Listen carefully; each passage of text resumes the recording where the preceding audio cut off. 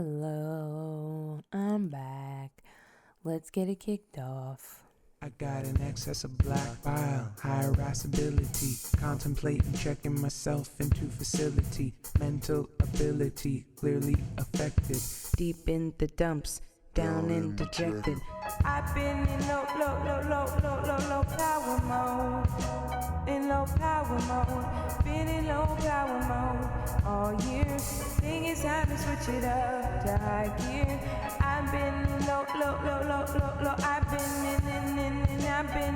been in low power mode all year. Think it's time to switch it up to high gear.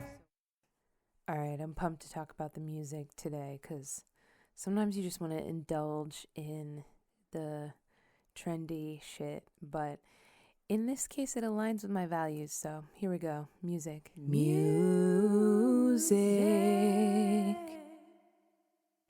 Okay, so I just rewatched this music video and it said #1 trending on YouTube, and I was like, wow, that's rare that this happens. But I'm talking Tomorrow 2 by GloRilla and special guest Cardi B. Now, I'm not like the biggest Cardi B fan, but I love the way Cardi reps the young like female rappers coming up in the industry. Like, this woman has been there for Normani, Rosalia, Megan Thee Stallion. It's been incredible to see the sisterhood. And GloRilla, I found out about her like last week or so, maybe 2 weeks ago. And I was like, who is this this amazing swaggy rapper from Memphis? What is the song called? Blessed, I think it's called. I was watching the music video. I was like, she is good. Like, she's a good rapper. She's got the personality and the humor, like the music video. Oh, I could do another thing just on that music video, but I'm pumped about GloRilla. I feel like we need, I love, gender roles being disrupted. And I'm gonna be honest, when I first saw GloRilla, I thought she was a trans woman, and there's something about the T that she raps about. So I was like, okay, I don't believe she is a trans woman, but there is, regardless of her gender identity, a masculinity about her that I love. She's not out here like, okay, I love Megan Thee Stallion. She's not out here to do what Megan does. She's out here to do what her rap brothers are doing, but in her own cute little way. And she's always got like a crew. She's always got like a crew of badass hoes in her videos with her, and they just look like they're having the best time. In this video in particular, they're in New York City. It starts off there with a visual of them driving through like Times Square or something, and they pass Red Lobster, and it's like, oh, so black, like amazing. Oh my God, I just saw a huge spider on my wall. Should I do something about, should I get the spider, or should I just, it's moving fast. It's moving really fast. Oh my God, this is terrifying. Okay, I have to stop. I have to take a pause. One second. Ooh, okay, I got the spider. By got, I mean capture and release. I'm not into killing spiders. I think it's bad luck, and I'd rather just, put you back in your natural habitat, and I'll be in my natural habitat. So shout out to my mom. Thank you for helping me catch that spider, and let's continue. So Tomorrow 2. So GloRilla put out this song Tomorrow and did a whole ass music video and stuff. It was great with this airplane and the crew. Excuse me. But then once Cardi B got on a remix, they had to shoot a whole entire another video. So as I said, it starts out with them rolling through probably Times Square due to the like lighting, it looks like. And yeah, and they roll through there's a little brownstone, bitches on the brownstone, bitches in the bodega, bitches in Times Square, bitches in the subway. That's kind of I think that's my favorite part, because I feel like black women twerking is just like pissing on stuff like a dog or an animal does to mark their territory. It's just like, I'm that bitch. And so they're like, excuse me, like twerking on the stalls, like those things that you have to go through in order to use the subway. Excuse me. And it's the Bronx, and this video has got everything you need for like a hood, like New York video. They have some images of the projects in the Bronx, I believe. And yeah, and it's like the narrative is these, GloRilla and her crew cruising around New York, and then she hits up Cardi B, and then Cardi B comes to join her, and I love it because Cardi shows up, and first of all, this is some of the most toned down we've ever seen Cardi B. She's wearing like she's got her inches, but minimal makeup. She's got a black tank top and black jeans on with a green baseball jacket and green Converse shoes. Like, just chilling, like a day in the life, like just kicking it. And and I love, oops, I just hit the mic with my knee. I love GloRilla style too. She got the Tom Ford boxers and that Carhartt like bra thing. She looks so dope with those Timberlands. I don't know. I love what these two women are giving in this video. And so yeah, so she hits up Cardi. It's so cute. The text is like, bitch, where you at? Pull up. And Cardi's like, alright, okay. You know how she does, okay. And she pulls up, and they're just like on a rooftop somewhere and in a hallway somewhere. Like, it's so minimal, and I love that shit. I love it. That for me, like people coming together and like shaking ass and having like throwing down some bars, that's a good video. You don't need to do more than that. But it especially made me happy to see too. Like, it's simple, but it's so good. Cardi B, she's really supportive of GloRilla. GloRilla's like got bars and shit, or like choruses sandwiched between Cardi's, like, I don't know. Cardi's like here, but not taking the spotlight away, I would say. And also hyping GloRilla up is really cute. But yeah, I also think like due to the recent, Cardi B, there was this woman, Tasha K, who had a YouTube channel, and she was kind of spreading all these lies and destructive things, saying really fucked up shit about Cardi B, and it was like getting to her. Probably the people around her were like, is this true? And so she sued Tasha K for $1 million, over $1 million. And I think I'm not super up on it, but I think Tasha K ended up like trying to like move to Ghana or something to not have to pay this money, and then like now Cardi B is like garnishing her bank account or something like this.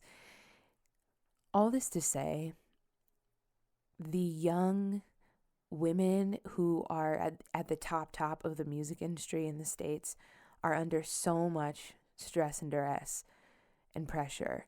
And I think that we're only human, and none of us know what that's like. And so I don't blame, Cardi B for behaving the way she does, but I think seeing her put this positivity and love and support this other woman over here, it's like really good to see. And it's like, we know you have not been doing well, sis, and like we feel that and we hear that, and you don't need to like destroy another person's life, but she was destroying yours. So collect your money and like focus on the good. And this for me, it was like GloRilla brought this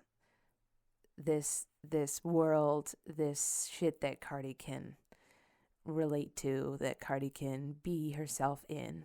And it was fucking awesome to see. I also think the director is Diesel Films, who's this young kid. Like, I think he's like 26 or something, 24. I don't know. He goes by Diesel Films. He's from Atlanta, and he directed the video. And it was great. It was great. It's giving me life. They have a little filter over it as if it's an old video camera, and it says Mad Ho Cam. I loved that. And I loved, now, Cardi's whole thing is that, like, people talk shit on her. They love her music, but they talk shit about her. Beyonce says the same thing. She goes, I don't speak dog ho. I don't care what no bitch say. I stay on her mind. I got condos in that bitch head. And I was like, damn, Cardi's coming with the poetry. Cardi's coming with the metaphor. I got condos in that bitch head. I was like, yes. I feel like she wrote these bars too. Sometimes these rappers have songwriters and stuff. I feel like Cardi was like, nope, I'm gonna do this. Like this, I'm gonna have fun with this. So that's what I got for music. I linked the Tomorrow 2 music video in the notes. Check out the video. It's super fun. And I just love this age we're in. Like, when I was younger, we kind of had like a wave with like MC Light and Queen Latifah and Lauryn Hill. And then things made a shift, and it wasn't so much about the lived experience of the Black woman. It became more like video ho kind of. I don't know. It just things changed. And so I love to see hip hop going back to being young brown women getting together on the track and doing their thing and collecting coins and all that shit. It's great to see. So yeah, let's move on. Television.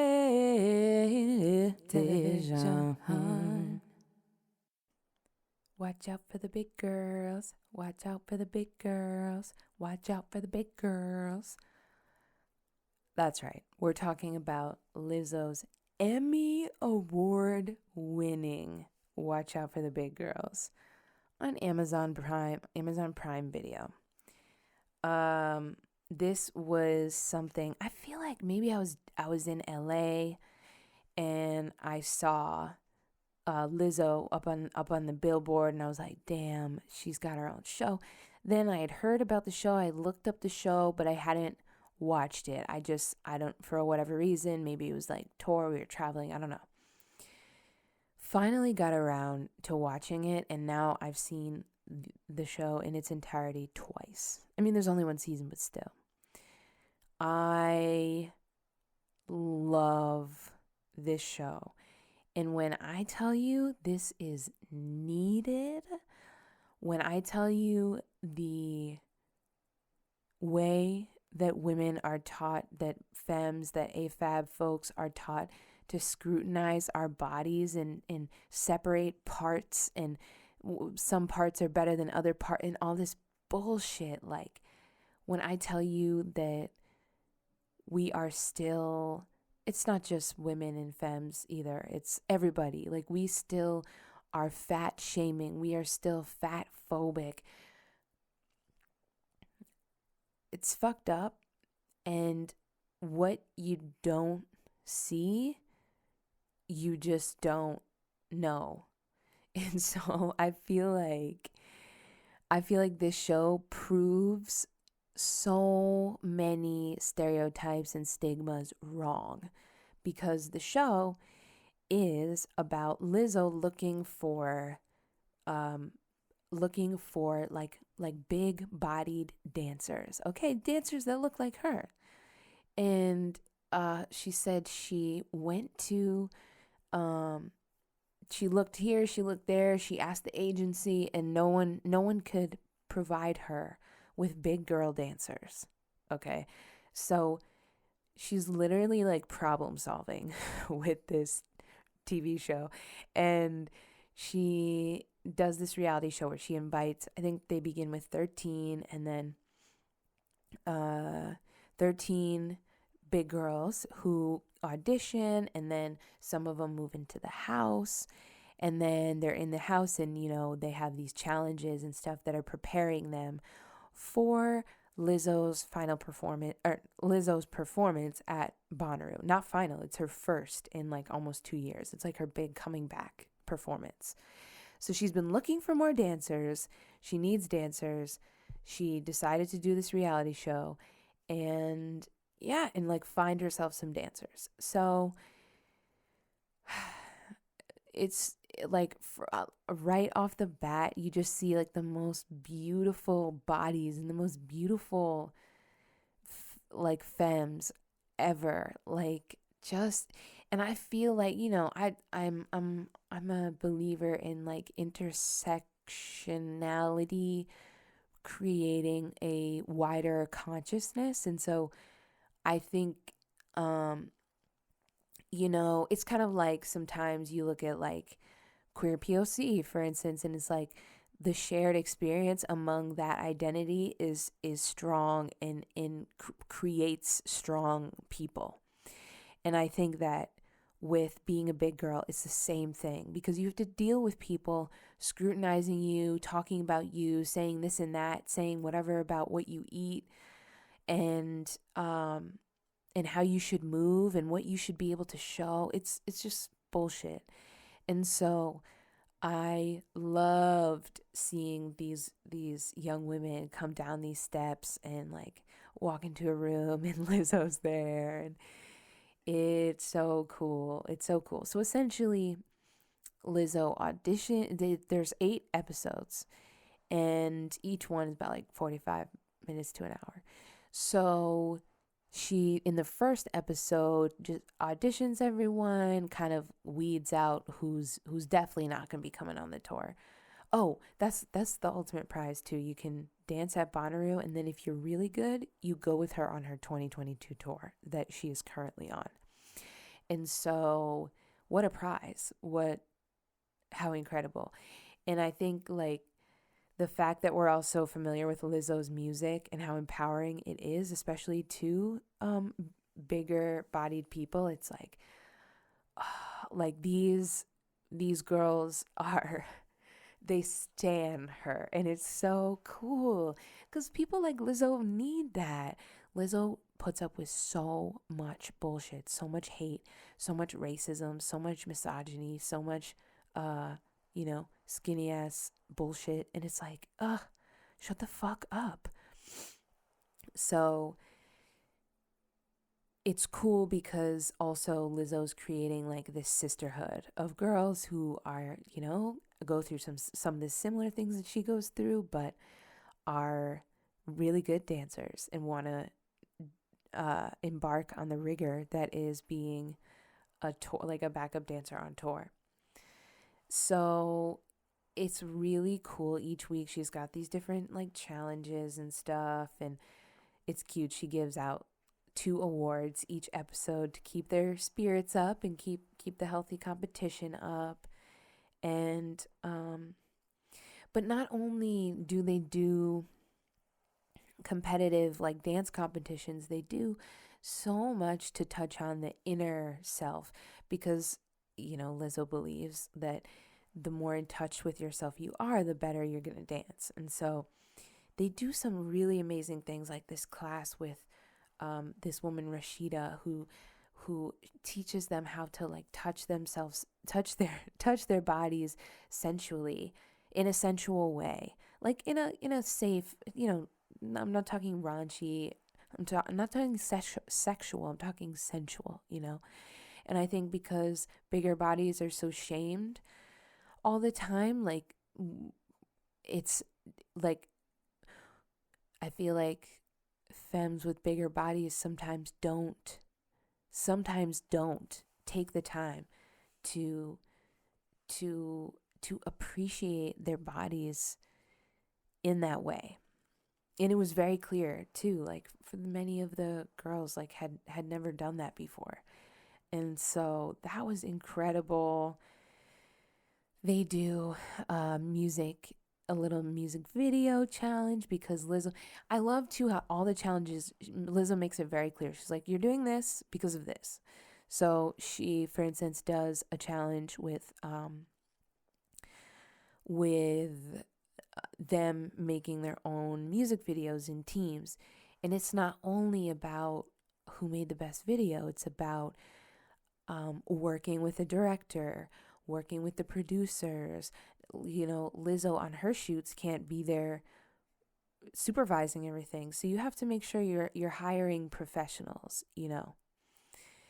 And yeah, now this episode was interesting because one of the girls, Jasmine, oh, Jasmine, so the intention so good, and she was such a good dancer, but she was getting in her own way a lot, and she she hit on the director, and it's like, girl, you can't be hitting on a director when you're making a music video. Like, you're all there to work, possibly long hours. You know, it's grueling, so it's like, have fun, but don't abuse this. And during that episode, three of the girls did like the Barbie dolls that they never had. Oh, it was so good. It was so powerful.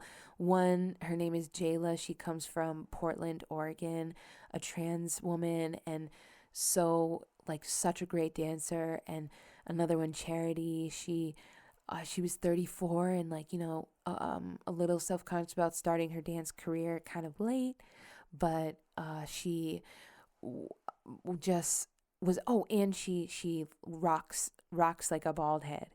And so she wanted to represent this like bald-headed chocolate Barbie, and there was Asia, who's just like comfortable with her curves, and it was just amazing because, as I said, like we get so used to and so conditioned to what is there, we don't realize what is not there. That's what privilege is. It's like not knowing anything besides the quote unquote norm.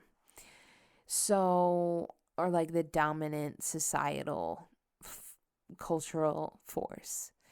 And so when, like, the Barbie company, I'm sure they've never been like, okay, how diverse can we make these Barbies? Can we make them short and big and bald? Like, no, they were never like that.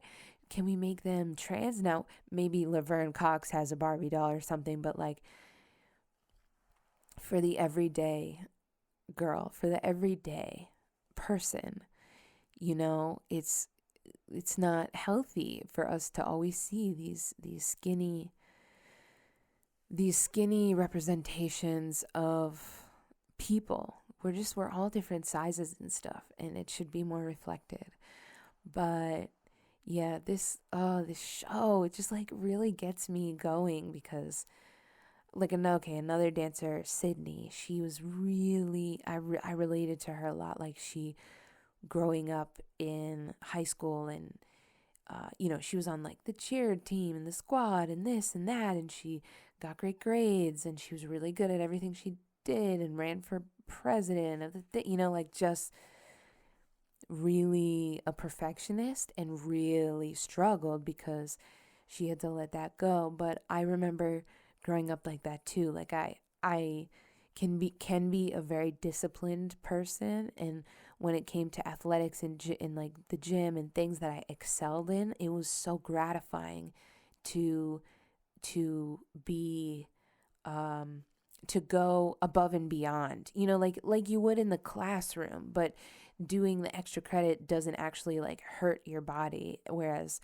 when you go above and beyond like what your body should or can be doing, then it's not good. And so Sydney, for instance, struggled with an eating disorder. She started taking like ADHD medication or something, and then lost a lot of weight. And people would tell her how good she looked, how thin she looked, and whew, I just like this is like describing my late high school, early college days. Like I was recruited as a springboard diver to a Division 1, school. And so for me, my senior year, I was like, I need to get serious. Like I need to get fit.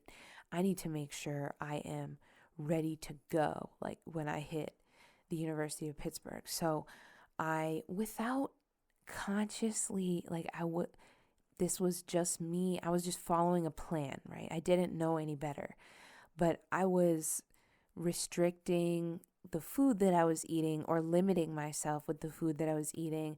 And I was doing like after a 2-hour practice, I would go to the track and like run a couple miles.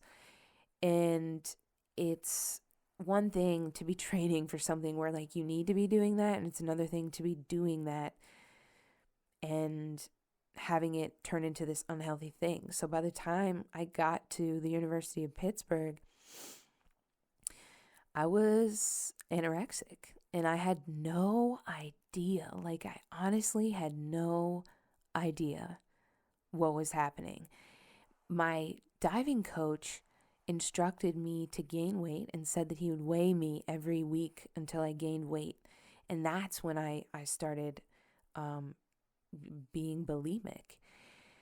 And so it's really like the pressures, today now I've gotten to a place where but when I was struggling, I had the trifecta. I had anorexia, bulimia, and then binge eating disorder. And it is so not easy to deal with. There's so much stigma around it. Nobody talks about this shit. It's eating, so it's something you have to do every day. It's not like alcohol or drugs where you can completely abstain. It is really tough. And I did a couple forms of therapy. One was like a group therapy at a hospital. It was like a research group. And I had to relearn how to eat. And I don't think about that very often. I don't need to because I've expanded my consciousness. But the same thing was at play when it came to my skin color and my body. Like when I was younger, like I had a big butt, and I was around all these girls who didn't really have butts at all. And I remember just thinking I wanted to like chop my butt off. I was like, everything would be fine if I could just. Now I'm like, are you serious? These days femmes are paying thousands of dollars to get injected, to get this, to get that implanted. Like what I once saw as ugly and fat is now what is the goal. And so this is why I think this show is so important. For me to have been exposed to bodies like this at a young age would have been a game changer. I don't think eating disorders would have been a thing for me had I seen something outside of what I was used to. And this is where Lizzo's show is just such a major feat, not only for the industry, for big girl dancers and for entertainers and stuff like this, but also just for like the everyday human to see a body that is not skinny. Like we literally need to see that. It's like at some point I realized I need to stop watching TV with white people in it. I need to start watching TV with black people in it. Like it was a very conscious shift. And little by little, I started to feel better about myself because I saw myself reflected. And so I think it's similar with some of the, I don't know. There's been a lot of areas in my life where I've done that, like with rap. It was like, I can't be listening to Kanye anymore. Like, I love his music during a certain era and during a certain time. He was the shit. He was everything. But for me now, I'd rather see what the femmes are up to. Let me see what's going on there. Let me pump myself up with beauty and love instead of like feeling like, ugh, I mean, he said that shit about bitches and hoes and whatever and like makes me uncomfortable, but the beat is fire. Like, no. So, what else? I feel like I'm talking a lot about myself, but this is what happens when you see TV that reflects you, and it's inspiring as hell. There's a moment, there's an episode where it's the one before, is it the second to last? I don't know. It's where it's like time for the girls to have learned all the choreography and time for them to, it's like you're either on your way or you're out. And Tanisha Scott, who is an incredible choreographer, I could go on about her. She does choreography on the show Legendary, and she is not one to play around with, okay? Like, you do not want to mess. And so they're running this number, okay? And then she sends half the girls away. The other half are standing there, and she has them run it again.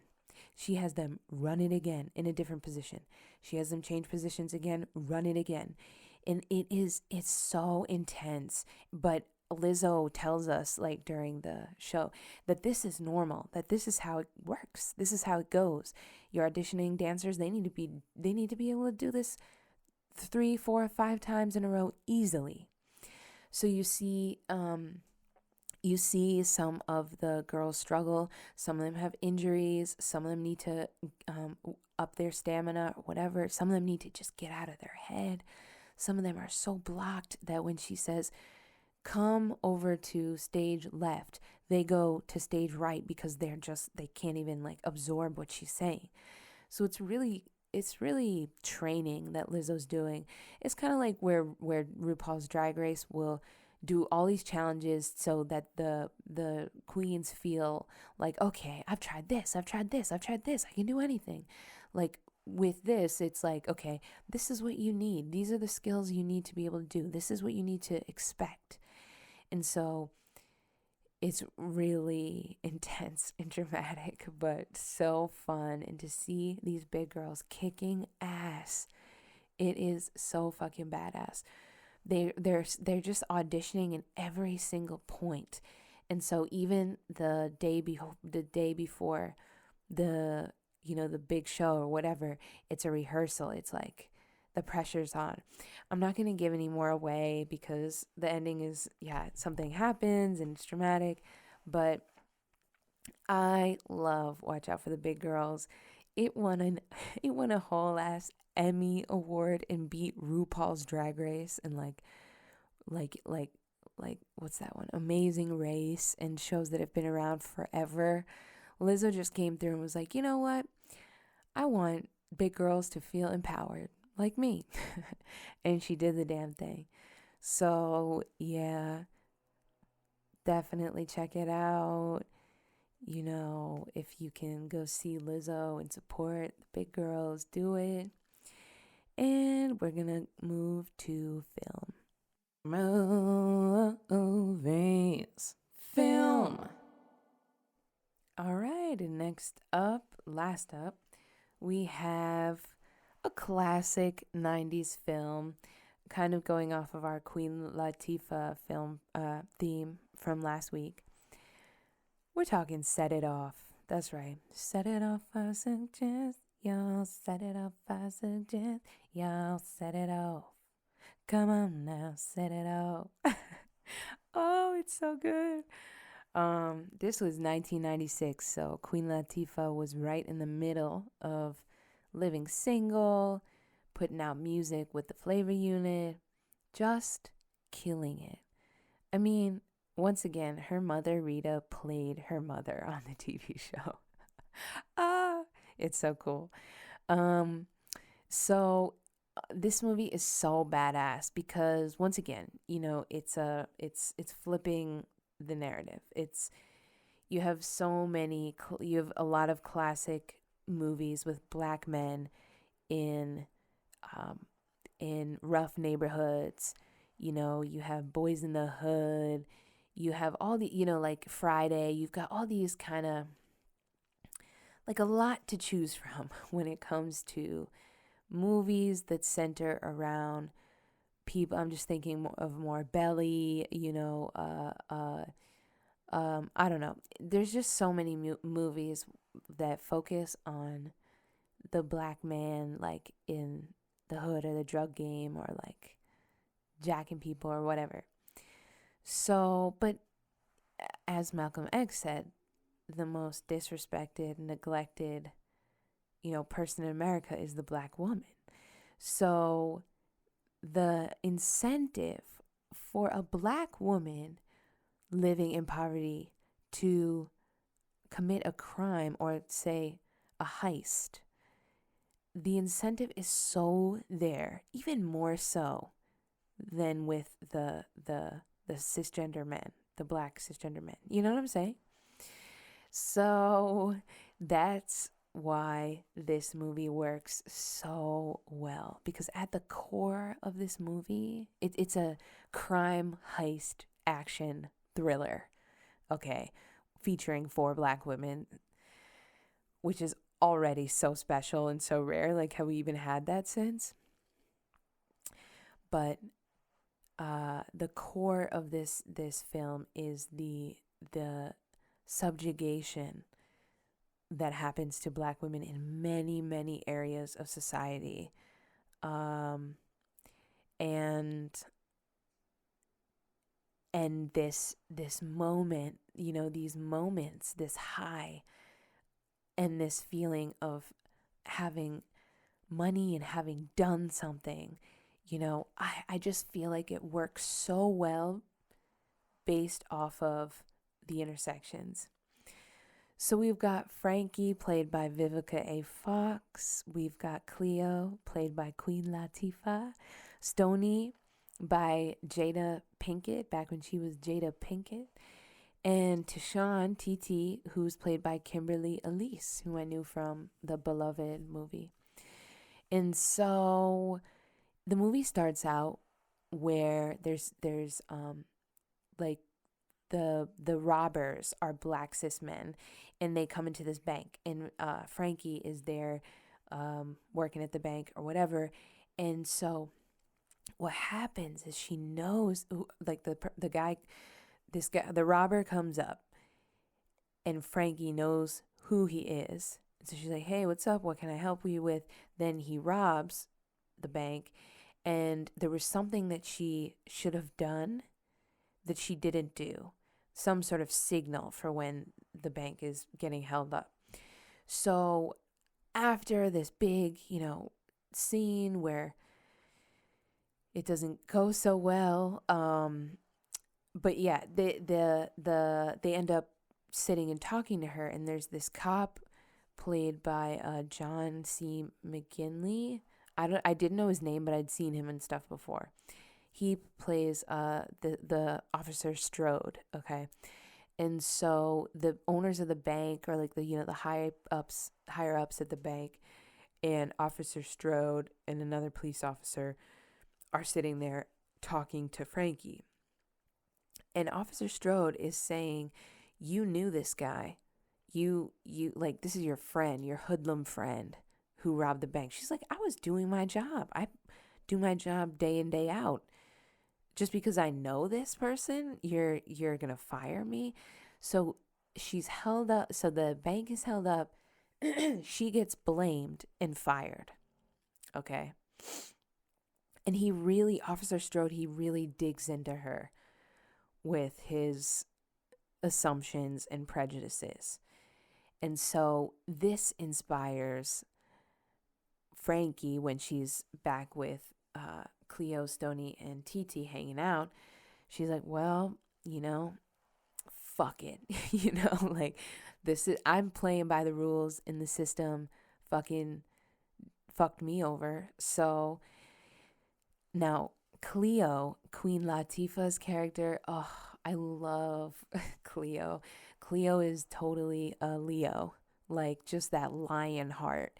And I love that Cleo wears braids and dresses in men's clothing and is a lesbian, and we get exposed to that. Like Queen Latifah has like moments of sexuality and sensuality while also like doing the hood thing and like shooting guns and stuff. And so I love that representation. You very rarely see that. And especially like, yeah. And so Cleo is like down. Cleo has already heard about this bank robbery, and Cleo's down. Um Cleo's friends with Stony, who has a brother. She wants her brother to go to college so bad. She's willing to do anything for him to get to college. He, in a conversation with her, says he got into UCLA, but he didn't get the scholarship. And so she goes out and does what she needs to do to find, and by does what she needs to do, I mean she finds this guy who she wants to like work for and get an advance, but he wants sex. And so she ends up having sex with him, and then he gives her money. And so she like gives him the money. She's like, yeah, you can go to college. That night he goes over to a homie's house. Homie gives him champagne, you know what I'm saying? Gets this haircut, similar to the one who got away with robbing the bank, and then comes out of the house. The police are surrounding him. They see the haircut. He reaches for a champagne bottle, and they think it's a gun. They shoot and kill him. Tragic, fucked up, and this is Stoney's incentive for wanting to rob the bank. And not Kimberly Lee, sorry. TT is a single mom. She can't pay her babysitter anymore because, you know, expenses and shit. Like, she's just trying to get by. And so TT, excuse me, I had to sneeze. Okay, so TT, one day she brings her little son to work. Now the girls, though, they work in this they work in this office or a hotel, cleaning this hotel. And so as they're cleaning, the baby gets into some bleach or something, and then goes to the hospital. The baby turns out to be fine, but the Child Protective Services come to take the baby. There's her incentive to rob a bank. So I feel like they take the time necessary to build the incentive. It's not just like, yeah, let's do it. Yeah. No. Each one of these women has a specific reason for wanting to do this. And Frankie knows the bank system in and out because she's been working there for years. So it's so much fun. Like, they start out, they're really like scared and timid, and like they're wearing these wigs and sunglasses, and it's almost funny because they're just messy, but they get away with it, kind of. Then they rob another bank. This time they're getting a little smarter, they're getting a little better, they're more efficient. Then they go for the big one. And listen, I'm giving spoilers away. It's just because I think the ending, I want to talk about the ending. So if you haven't seen Set It Off and you don't want me to ruin it, pause here, watch it, then come back. So, okay, so they they realize that they want to hit a really big, like they've been getting small amounts of money. On this last one, they want to hit it big. And so they're going to rob downtown Federal Bank. And Stoney was in there scoping out the bank before the robbery. And she kind of meets this guy who turns out to be like a bank manager or something. And he's played by Blair Underwood. And so she's like very wooed by him a little bit. Not very. She's skeptical. And they come from such different places. He got educated at Harvard, and he's very like classy taste, sophistication, yada yada. And she's, she's got her taste too, but she doesn't have the fancy things. And so it's kind of this like, Romeo and Juliet are like not gonna work. Like it's not gonna work, but she kind of feels like it's not gonna work, but she's trying it out anyway. But once they have to rob this bank, I mean, fuck, he works at the bank. So there's a little brilliant move that she pulls there. I won't give it away. But okay, so it gets so exciting. So Cleo kind of loses control during this robbery. And was it this one or another one? No, I think it's this one. And TT gets shot by a security guard. So they have to grab TT.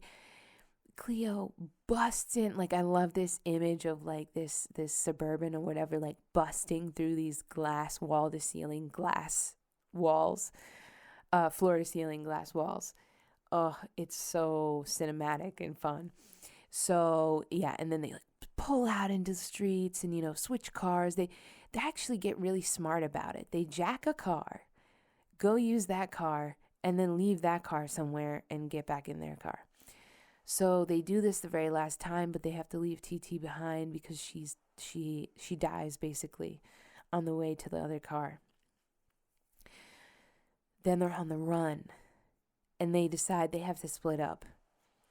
So, it's so fucking exciting. Like, I feel, okay, I was going to say this later on, but I feel like Set It Off is what Thelma and Louise could have been or tried to be. Set It Off just blows it out. The tension, the drama as more and more cop cars, more and more police, more and more like the helicopter, and it's starting to get late at night. Like in Thelma and Louise, they had all these cops and all this shit by the end, but it just didn't feel tense the way this felt tense. And they go underneath this tunnel downtown, and I know this one because I used to work downtown LA. And they go through, they stop in the tunnel because the tunnel on one side there's like cop cars, on the other side there's a helicopter, and Cleo's like, you two stay in the tunnel, I'm gonna make a run for it, and then you two get away. Great plan. Like, I love how smart they are, even though they're doing something like so courageous and crazy. So yeah, Cleo's death is rough, but it's also like really badass, and she goes out. They take her out, right? Like, she's the one they've got eyes on, and she can only get so far. They barricade, they shoot her tires out. Like, oh, dramatic. It's fun fact. I think Queen Latifah said that she was getting a lot of roles like this after Set It Off. And I think this may have been the time, maybe later, but when she put in her no death clause. Because the way she dies and Set It Off, it's like, can we never kill her again? Okay. Then Frankie runs as far as she can, but the cops find her, and Detective Strode, at this point, since Detective Strode is the one who killed Stoney's brother, or maybe he didn't shoot the shot, but he was responsible, and he was pissed when he saw that Stoney's brother was unarmed, that it wasn't the person who they were looking for. He was not happy about killing this black kid. Not that that should make any, but you know. And so at this point, Detective Strode has like a bit of a more of a consciousness around the motives behind these behind these women. And so he goes up to Frankie, and Frankie has her money, and she's not backing down, and she's got a gun from the robbery, and she holds it to his face, and she says the same shit that he was screaming at her right after the bank got robbed, and they were blaming it on her. She turned it right back around on him, and it was glorious. It was like, yes, dude, you see why these women are doing what they're doing? It hits him. It hits him. He's in that moment. He understands.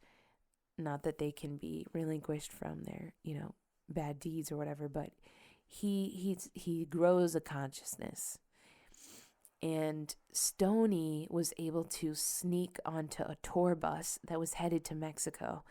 So again, in a beautiful moment of drama and cinematic, you know, timing and whatever, the tour bus pulls by as Frankie is standing up for herself in front of these officers. And finally, he tries to stop it. Like the officer Strode tries for her to not be killed, but somebody shoots her, and he sees another life gone, and he looks up, and Stoney is on the tour bus, and he recognizes her, and he lets her go.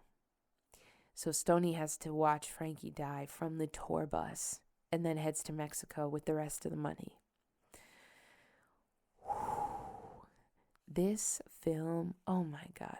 I have to make sure that like I'm ready for it because it's such a heavy hitter, but it is so fucking good.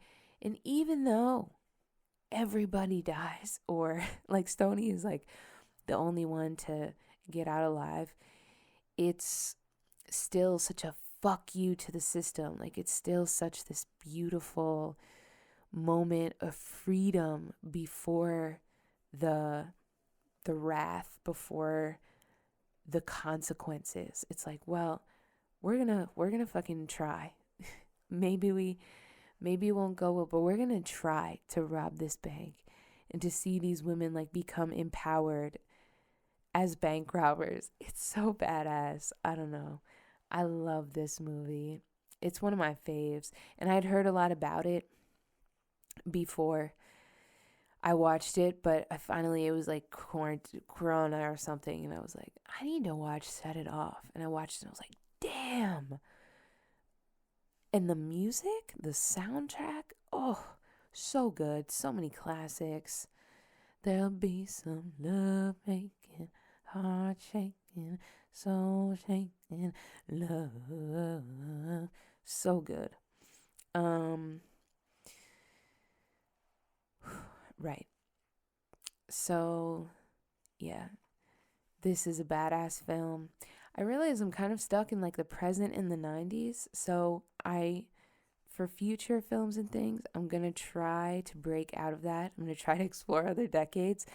But damn, there's so many good ones that went down in the 90s. So much good shit by way of black TV. And then now we're having like a resurgence. But I don't know, there's a lot in between. Afrofuturism stuff, blaxploitation stuff, you know. Yeah, there's a lot. So always excited to explore more. But for now, this is I'd say this is a classic. Like this is a classic. Set It Off. So yeah, go check it out. And let's roll into the outro.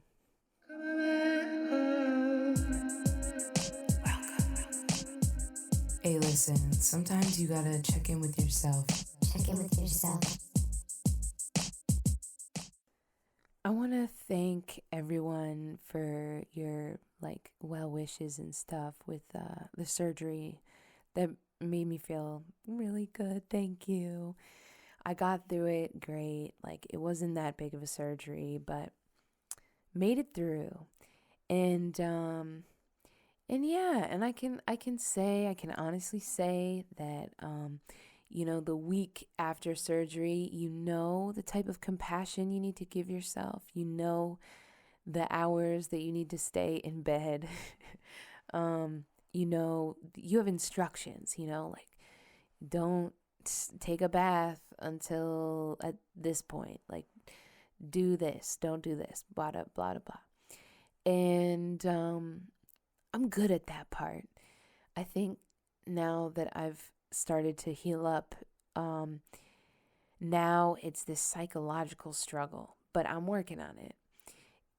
Turns out that I do not have endometriosis, the condition that I thought that I had, which is, a little bit like a rug being pulled out from under me, just because that's what all the doctors and specialists have been saying for the past year. But what do I have? I don't know. Um, gonna keep on the journey, gonna keep on that healing journey.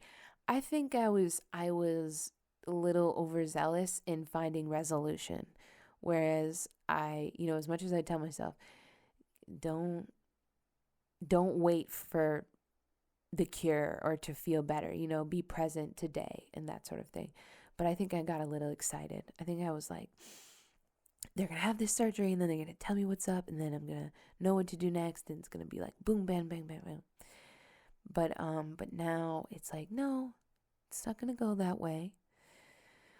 But I was reading something today, was it in The Power of Now or something, about how you really can, and I know I've lived long enough to know that this is the case. You really can see your tribulations, your trials and tribulations, as something that makes you unique and makes you special and makes you attuned to things that other people aren't.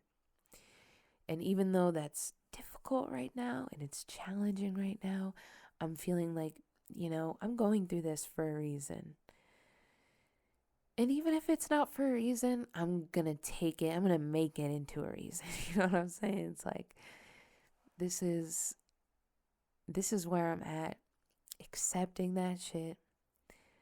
And yeah, what else can we do? I mean, today has been really hard. I had therapy yesterday and it was really hard. But what else can we do? Like sometimes you gotta break down. Sometimes you gotta cry your eyes out and, eat pumpkin butter cups and watch hours and hours of TV and stuff. And look, like I'm watching hella shit. Like I'm watching and consuming a lot, but I'm also able to talk about it in a formal way and kind of like create out of that time that I spend. So that's a positive thing, I haven't even been in this apartment for a whole year yet. November 18th will be 1 year. So it's just like always with me, I'm so impatient. So I gotta take it slow. I gotta slow it down once again, get into the rhythm, find my rhythm. I've only been back from Berlin for a few weeks, so finding that patience, finding that compassion, but I struggle with it so much. Does anybody else struggle? And is that my personality type? Is that my astrological sign? Nah, I'm kidding. Trauma, right? Like cycles of trauma, generations of trauma. I can't just heal it in a day. So that's the takeaway from today. You can't heal your trauma in a day. And there's a lot of great content out there. So check it out. Thank you for supporting me in my low power modes. I appreciate being able to be vulnerable with y'all. And have a good October. Yeah, the fall, pumpkins, Halloween. Okay, I'm done. Bye. I've been in low power mode. In low power mode. Been in low power mode all year. Think it's time to switch it up to high gear. I've been in low, low, low, low, low, low. I've been I've been in low power mode all year. Think it's time to switch it up to high gear.